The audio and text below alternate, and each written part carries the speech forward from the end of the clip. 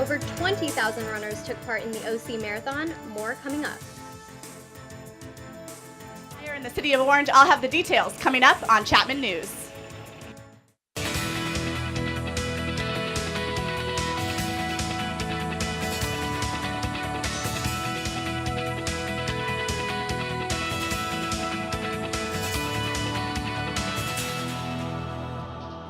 Hello and welcome to Chapman News. I'm Joan Park. And I'm Asia Celestino. Thanks so much for tuning in to our very last newscast of the semester. Maribel Ramos, an Orange County Army veteran, has been missing for 8 days. There are few clues about what happened, but police say her disappearance is suspicious. Maritza Viella is outside Maribel Ramos' apartment right now.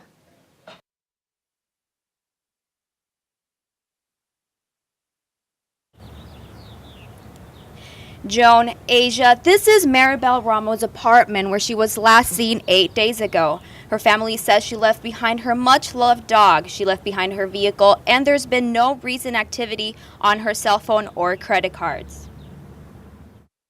Maribel Ramos, a criminal justice major at Cal State Fullerton, went missing last Thursday.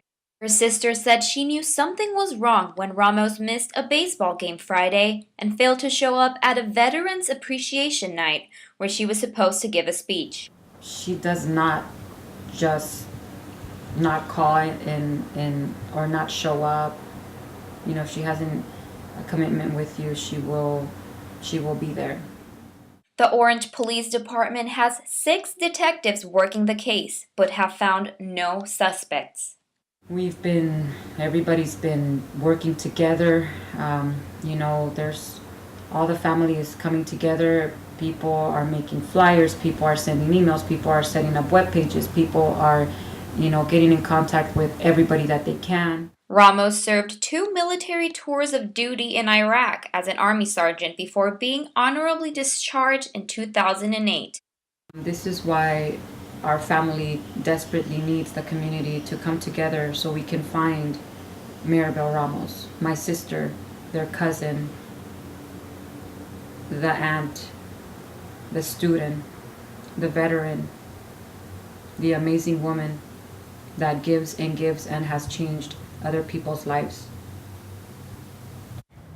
Maribel Ramos is 5'2", 130 pounds, and has a tattoo of a star on her left shoulder.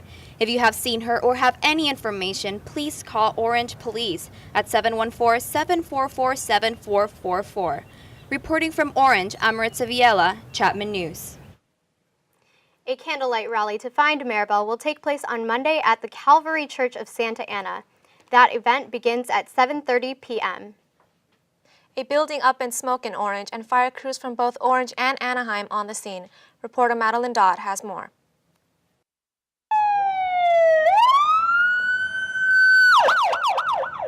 Smoke filling the sky, fire departments called to an industrial complex Thursday evening, the blaze claiming a storage unit near the corner of Collins and Elm. It's shortly after 6:30 this evening, the fire department received a report of a commercial structure fire. Ultimately, we ended up dispatching a second alarm assignment due to the intensity of the fire and the potential for loss. Local business owners and neighbors looked on as the crews battled to put out the flames. Left my office. I was about to get in my car, and I was like, damn, is someone cooking barbecue? Because I was not invited. I looked over in the corner. I'm like, oh, okay, that's not a barbecue. We saw the smoke, and so we came over to see if it was our place. One tenant told Chapman News the unit belonged to a welder who used the space mainly for storage. 6 fire crews were deployed to the scene where the fire did not spread to any additional units. Captain McDonald impressed with the turnaround after the 45-minute burn time. The loss could have been extremely large tonight. We're just very grateful that the fire department was able to arrive on scene so quickly and put so much water on the fire and knock it out right away. The owner of the unit not there during the fire but was notified. Investigations are still ongoing as to the cause of the fire. 6 fire trucks deployed from the Anaheim and Orange Fire Department. Captain McDonald saying luckily the fire was contained to 1 unit. We'll have more details on our Facebook and Twitter page. For Chapman News, Madeline Dodd. Thank you, Maddie. We'll have updates regarding the fire as they come our way. Follow our Facebook page and Twitter to hear how this story progresses.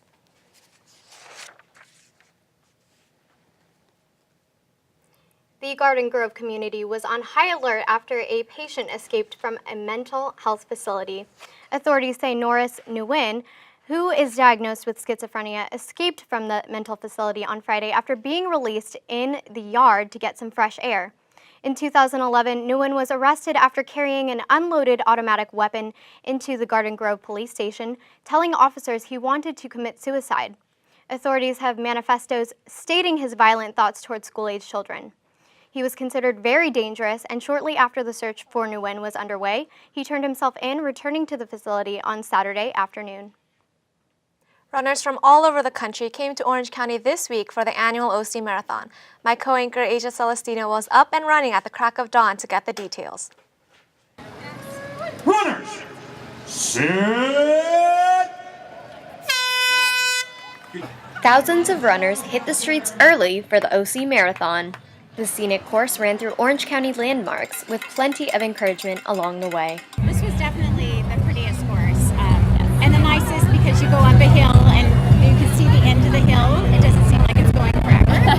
There were people cheering the whole course. I thought just the people, the good energy here, it was nice to see people cheering you on and felt very communal. I'm standing at the official finish line at the OC Fairgrounds, and when some runners cross this threshold, that means a 26-mile accomplishment under their belts. One of those runners was Odette Madrigal. Oh my God. I feel really happy, excited that I'm done. It's a big accomplishment, but physically, I am just so tired and in pain, but very proud that I finished. Let's have a moment of silence, please. With reminders of the Boston Marathon, participants couldn't help but shift their focus to others. You can't help to think that, oh my God, what if something happens, God forbid. It was on, I think, everyone's mind. I think it was a good thing to think about while we were running. Reporting in Costa Mesa, this is Asia Celestino, Chapman News. This year's event had a record turnout with over 20,000 runners in the Kids Run, 5K, half, and full marathon. Coming up next, police officers and firefighters remembered in Long Beach. And Daniela Pardo will have your Mother's Day weekend forecast. Coming up next in weather, I'll let you know if there'll be sunny brunch weather or if you should make dinner reservations for Mom. Stay tuned to Chapman News.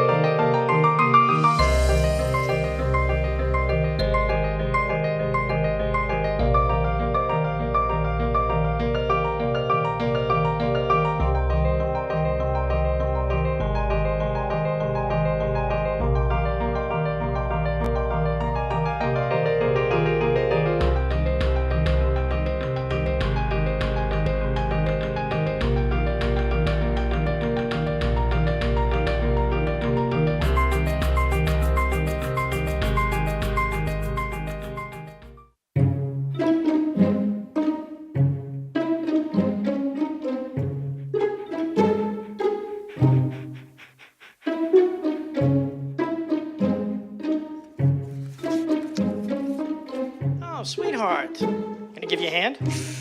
No thanks, Dad. I got it. Okay. I'm gonna go fix the lamp in your room. You don't have to be perfect to be a perfect parent. There are thousands of children in foster care who will take you just as you are. How you doing? My name's Steve. My family's lived in this neighborhood for years. Recently, things got so tight, we had to go to our local food bank for help. I lost a lot of sleep worrying about what the neighbors might think. That is until I saw them there, too.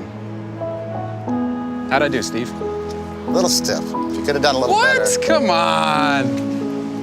You know, I have an Academy Award. Yeah, but not for playing me. Play a role in ending hunger. Visit feedingamerica.org/hunger and find your local food bank. Welcome back to Chapman News. I'm Jerome Park. And I'm Asia Celestino. So I definitely want to take my mama to something nice this weekend, but I'm not sure. Brunch, dinner, what do you think? You can do both. Makes her happy, right? It's true. So Daniela, tell us, what should we do? Brunch, dinner, both? Well, the weather definitely calls for brunch weather, but Joan, feel free to do dinner as well if you want to do that. You're more than welcome to. Now, let's go ahead and take a look at our temperatures across the Southland. Over in Sacramento, we are looking at temperatures at 64 degrees, very nice weather. In Bakersfield, it's a little warmer actually, with 71 degrees, and in San Diego, it is 67 degrees. As well as Los Angeles, very beautiful day today. Make sure you go out and enjoy this sunny, beautiful Friday. It will actually get up to 77 degrees later on in the day, and the sunset will be setting at around 7:42 p.m. And now let's go ahead and take a look at our national weather forecast. Over in the northeast part of the country, we are looking at mild temperatures. Over down in Florida, very warm temperatures. As you can see, 84, 85 degrees, very hot weekend for the mothers down in Florida. And in the Midwest part of the country, not so warm temperatures. It's actually going to be in the 50s, high 40s, not so great weather, but still a great weekend to look forward to as we celebrate our moms.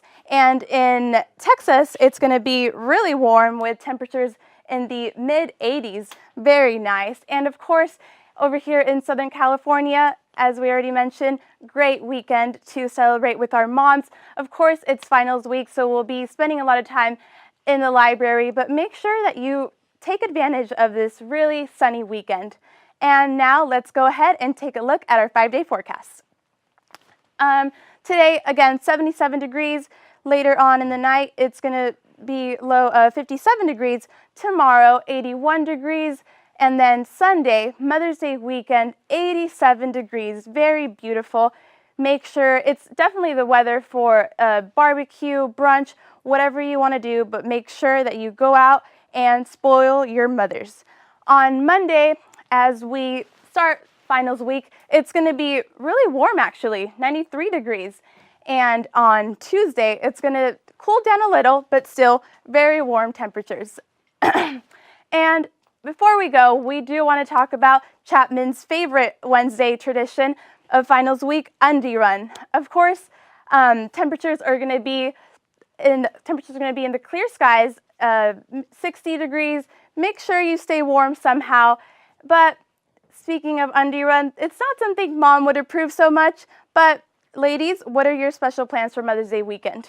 Thanks, Daniela. I'm actually going to bring my mom to undie run. She'd probably enjoy that. I'm actually just going to stay with brunch and dinner. Keep it classic. And you may need to offer a ride to one more person in the office if you want to keep using the carpool lanes in Orange County. Caltrans is considering changing the carpool requirement to 3 passengers per vehicle. The organization is under federal mandate to fix heavy traffic in Southern California, saying that even at rush hour, traffic in carpool lanes should be at least 45 miles per hour. The 405 South between Costa Mesa and Irvine misses that mark 90% of the time. Orange County leadership has already resisted the changes, with OC Supervisor John Morlack joking that they would be punishing drivers for doing exactly what the county had previously encouraged. Caltrans is scheduled to release their final report and plan within the next month. The city of Long Beach recently held a service to honor the fallen police officers and firefighters that courageously gave their lives while on duty. Dan Steele has the story. It was a rainy day in Long Beach on Tuesday morning as members of the police and fire department gathered to pay respect to those who have given their lives while serving the city of Long Beach. The city honored those who have fallen by giving individual recognition, a bagpiper performance, a 21-gun salute, as well as remarks from Mayor Bob Foster, Police Chief Jim McDonald, and Fire Chief Mike Dury. There's been many deaths, unfortunately, in the line of duty that we are still vivid in our minds, and we still have those individuals in our hearts and our prayers, and especially their families, and remember those incidences very well. To this day, 28 police officers have lost their lives while on duty, with the last death coming in 2003. You know, it's really once a year in May when we take the time to stop and formally recognize those who went before us, those who gave their lives in service to their city, their country, and for freedom. The motto, "We'll never forget," I think is critical to all of us in moving on and doing what we do day in and day out, to know that if any one of us is called to make that ultimate sacrifice, that our family will be taken care of and that they will be remembered. As well as remembering the 28 fallen police officers, the city also honored the 13 fallen firefighters that gave their lives while serving on duty. I think this is a very important thing for people to see, that our police officers and firefighters come back to remember those that lost their lives in the service to their community. And I think that it's a real good opportunity to spread the word out there to the community that there are men and women that wear the badge and wear the uniform today, that today they could pay that final ultimate sacrifice. It's a day of remembrance here in Long Beach for the fallen police officers and firefighters that died in the line of duty. To pay your respects, you can visit the memorial here at City Hall. Reporting from Long Beach, I'm Dan Steele, Chapman News. 27 officers have given their lives in the line of duty. Their names are now engraved on the memorial, which is open to the public. Long Beach police are asking for the public's help in finding a hardware store bandit. Adam Herbets has newly released footage showing the thief's big mistake. A burglary in Long Beach leaves an Ace Hardware shop down around $20,000. The owner, Tyler Barnes, had 12 security cameras installed, but they weren't enough to stop the thief from cutting his way into the store. He spent about a half hour digging a hole through the back wall of my business. After breaking in, the suspect ransacked the place for over 2 hours, but security cameras caught him every step of the way. He sprayed out all the cameras with spray paint, and he actually held his shirt over his face on all of them, but the very last camera, his shirt fell down, and I got a real good shot of him. Long Beach police are now asking for the public's help in finding this man before he strikes again. Detectives believe that the individual seen in that photograph or in that video is still in Long Beach. Actually, I saw him around town a couple of weeks ago on his bike, and I tried chasing him down in my car, and he actually got away. He went down an alley, and I lost him. So I know he's still around town. Store workers think the burglar knew what he was doing. He only took expensive items, especially hardware made of copper. One of the suspects actually stole the Ace Hardware vest to pose as an employee while they were removing some of the properties. The thief may be in a 1980s white pickup truck or riding a bicycle with a trailer. Reporting in Long Beach, I'm Adam Herbets, Chapman News. Anyone able to recognize the man is asked to call Long Beach PD or call anonymous tips by dialing 1-800-222-TIPS. Authorities in La Palma are hoping the public can help them track down a suspect caught on tape robbing a 76 gas station. The holdup happened Monday around 9:30 p.m. off La Palma Avenue and Walker Street. According to police, the suspect entered the gas station with a handgun and ordered the clerk to open the cash register. The suspect fled the scene with around $500 in cash and is described as an African-American male, 20 to 30 years old. Anyone with information regarding the robbery is urged to contact the La Palma Police Department. Up next, we'll have all the news in sports, plus highlights from around Southern California. Coming up in the sports world, the Angels' woes continue on the road, plus both SoCal hockey teams heated up on the ice. They're each a win away from a series victory. We break it down next on Chapman News. Nice. No. Come on.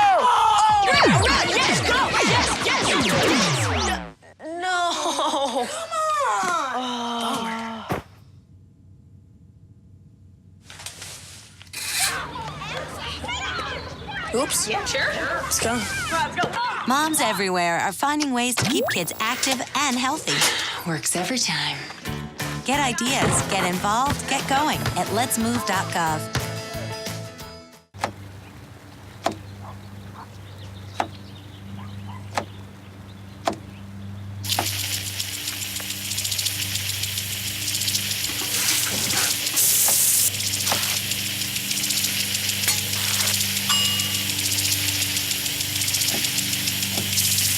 Clean kitchen surfaces, utensils, and hands with soapy water. 1 in 6 Americans will get sick from food poisoning this year. Keep your family safer. Check your steps at foodsafety.gov.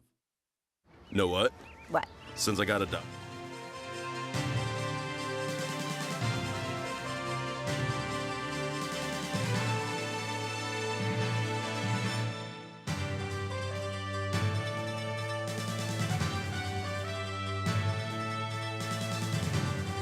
Know what?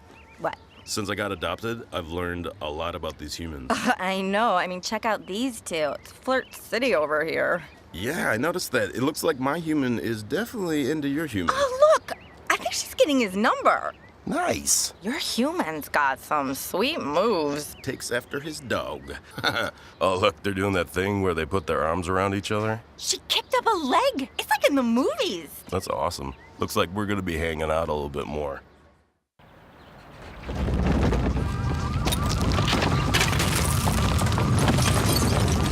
Up to 40% of businesses never recover after experiencing a major disaster. Make a plan at ready.gov/business. Thanks for tuning in. I'm Joan Park. And I'm Asia Celestino. So I heard a lot of quacking going on Twitter. So what is happening with the Ducks? A lot of good things happening to the Ducks right now, but first we're going to actually start at the Diamond. So far, the Angels are off to the most disappointing start in franchise history. The only team behind them in the AL West is the Houston Astros, and new Angels outfielder Josh Hamilton is making more this season than the entire Astros roster.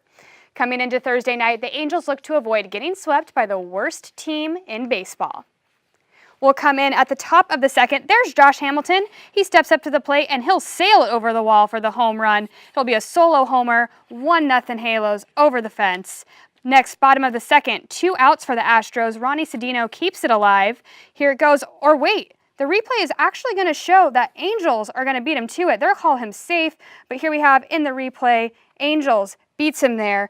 The Angels manager Mike Scioscia tries to argue it, but the call is going to stand. That won't stop Scioscia from trying to change another call in the top of the 7th. Astro relief pitcher Wesley Wright steps on the mound, but before he even throws a pitch, he's replaced with Hector Ambriz. Skip pretty unhappy. He would end up putting up another protest in on this game. 8th inning, game tied at 5. Bases loaded with 1 on for Alberto Quiaspo, drives it up to the gap in left center.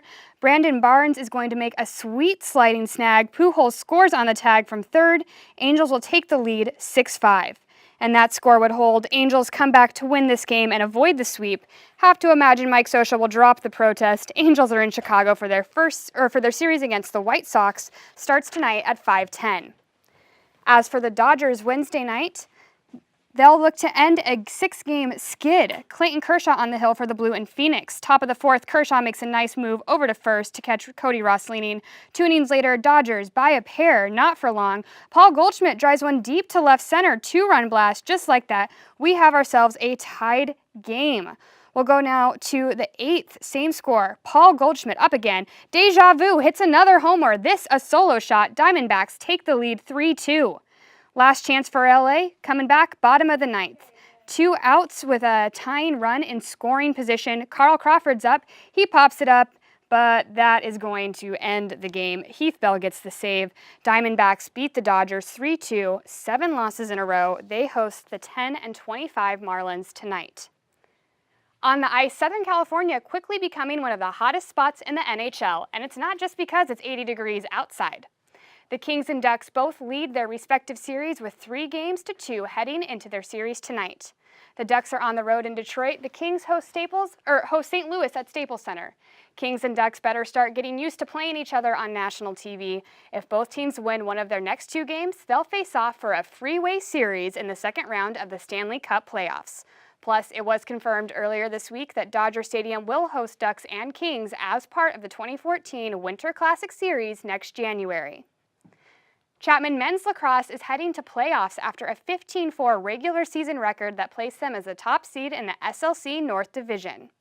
The SLC playoffs weren't as kind to Chapman, with a tough 7-5 loss to Arizona State last Friday, ending the run for an SLC title. The Panthers will now focus on the MCLA tournament in the postseason, where they'll go on to compete in hopes of that title. This year, the competition is in South Carolina, where Chapman will take on the Oregon Ducks this Monday evening. Landscape of Southern California horse racing set to change after this season. Betfair Hollywood Park Racetrack is closing after 75 years. The track in Inglewood will be torn down and replaced by housing and retail. The historic Hollywood Park was once home to Seabiscuit and hosted the first ever Breeders' Cup in 1984. It is projected that nearby Santa Anita Racetrack will pick up additional dates to their schedule in 2014. Del Mar and Fairplex may also have extended seasons, and this is the second California racetrack to close in the last 5 years after Bay Meadows near San Francisco closed in 2008. That'll do it for sports, ladies, and my last time on the Best Campus Sports Show. Back to you. Thank you, Thank Emily. you. So coming up next, Mark will bring you your weekly dose of entertainment. Yeah, Mark, is it true that President Doty has an IMDb account? Absolutely. We've got the details after the break, plus Dodge College's biggest live event of the year. We've got it all next on Chapman News.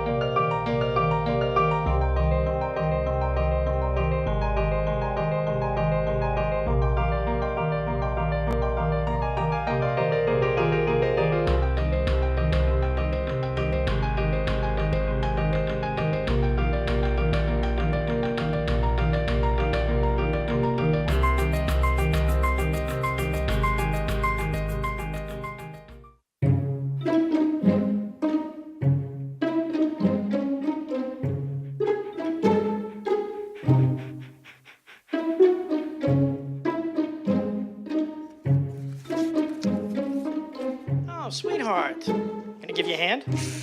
No thanks, Dad. I got it. Okay. I'm gonna go fix the lamp in your room. You don't have to be perfect to be a perfect parent. There are thousands of children in foster care who will take you just as you are. How you doing? My name's Steve. My family's lived in this neighborhood for years. Recently, things got so tight, we had to go to our local food bank for help. I lost a lot of sleep worrying about what the neighbors might think. That is until I saw them there, too. How'd I do, Steve? A little stiff. You could have done a little better. What? Come on.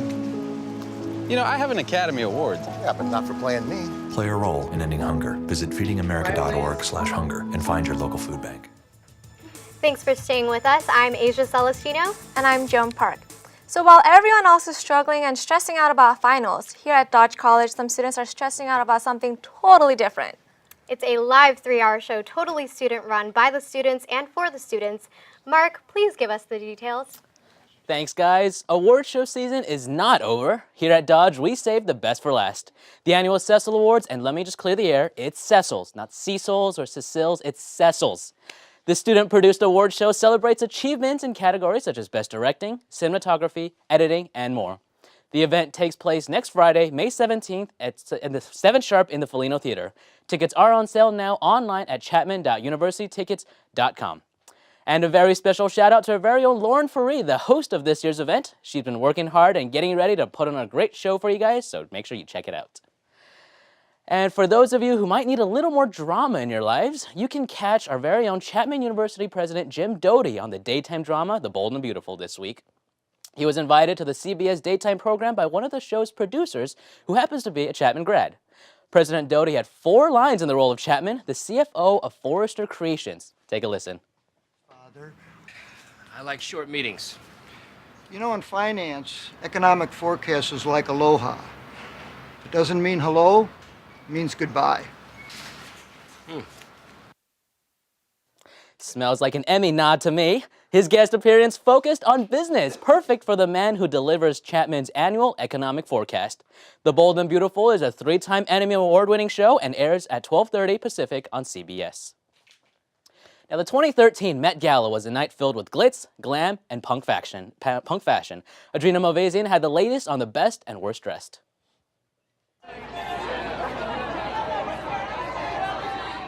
It was a punk-inspired night as fashion's biggest names walked the red carpet at the 2013 Met Gala. Since 1948, the themed Met Ball has been a yearly tradition in New York City.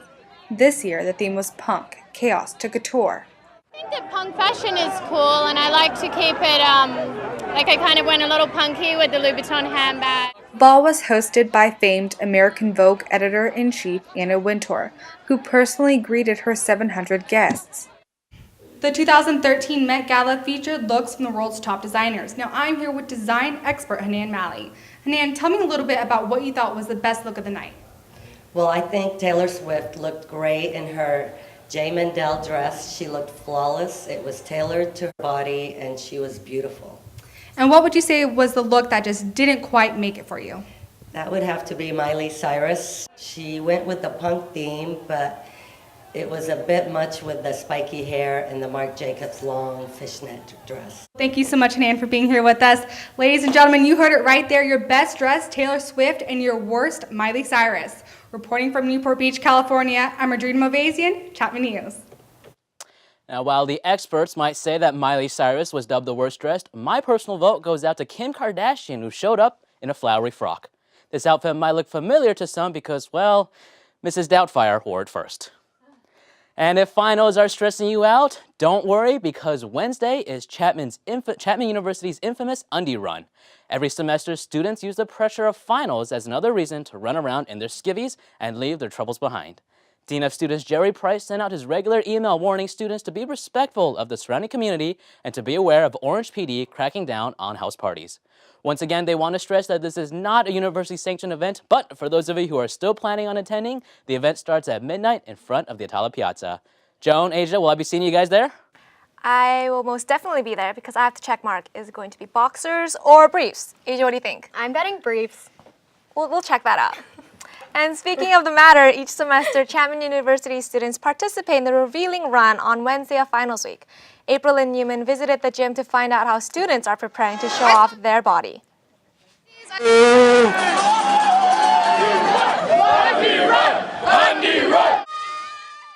Chapman University's Undie Run provides an outlet for students to relieve stress during finals week and an incentive to go to the gym. Hitting the fitness center the week before the run, students shared how they get in shape.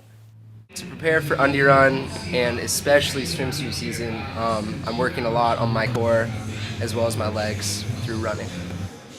In the gym right now, I'm hitting it hard. I'm doing my frat lifts, getting my bench, my shoulders, my abs. I lift a lot. I know that I'm gonna have my shirt off. Gotta look good. To get in shape for Undie Run, I'm doing a lot of running and push-ups and sit-ups and wall sits. I do the wall sits because I definitely want to have strong legs while I'm running through the circle, you know? I mean, if you're not first, you're last, right? I play a lot of basketball, going to the gym 3 or 4 times a week. I pretty much continue that workout routine the entirety of the year.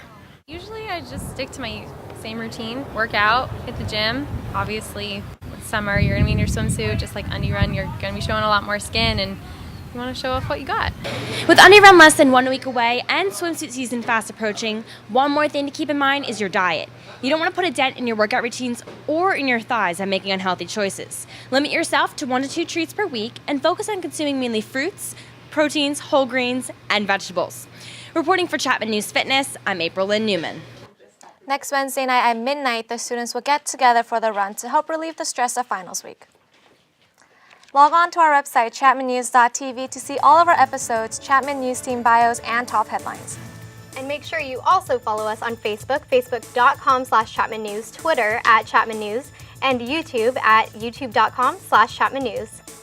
It's been a great semester here at Chapman News. Thank you so much for all your love and support. I'm Asia Celestino. And a shout out to all those working behind the scenes making this newscast possible. Joan Park, have a great weekend and enjoy the sun.